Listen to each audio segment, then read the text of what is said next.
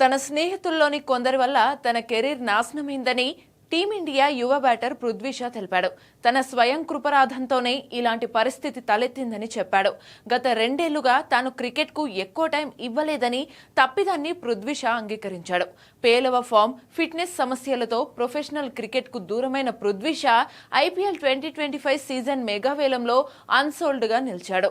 25 ఏళ్లకే పొట్ట బట్ట తలతో అంకుల్లా మారిన పృథ్వీ షాను తీసుకునేందుకు ఫ్రాంచైజీలు పెద్దగా ఆసక్తి చూపలేదు. 2018 అండర్-19 ప్రపంచ కప్ విజయంతో భారత జట్టులోకి తారా జువ్వలా దూసుకొచ్చిన పృథ్వీ షా అంతే వేగంగా జట్టుకు దూరమయ్యాడు. మరో కోహ్లీ అవుతాడని విమర్శకుల ప్రశంసలు అందుకున్న పృథ్వీ షా ప్రస్తుతం ఐపీఎల్ కూడా ఆడటం లేదు. చిన్న వయసులోనే వచ్చిన డబ్బుతో ఆటను పక్కన పెట్టాడు. గాయాలు, ఫిట్నెస్ సమస్యలతో పాటు క్రమశిక్షణ లేమితో ఆటకు దూరమయ్యాడు. అయితే మళ్లీ ప్రొఫెషనల్ క్రికెట్లో రీ ఎంట్రీ ఇచ్చేందుకు పృథ్వీ షా కీలక నిర్ణయం తీసుకున్నాడు.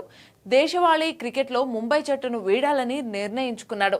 అప్కమింగ్ దేశవాళీ సీజన్లో మరో జట్టు తరపున బరిలోకి దిగాలని భావిస్తున్నాడు. ఈ క్రమంలో తాజాగా ఇచ్చిన ఓ ఇంటర్వ్యూలో పృథ్వీ షా ఆసక్తికర విషయాలు పంచుకున్నాడు. ఇప్పటికే తనను 2-3 రాష్ట్రాల క్రికెట్ అసోసియేషన్స్ సంప్రదించాయని తెలిపాడు. త్వరలోనే ఏ జట్టుకు ఆడాలనేది నిర్ణయించుకుంటానని చెప్పాడు. గత 2 ఏళ్లుగా నేను చాలా తప్పులు చేశాను.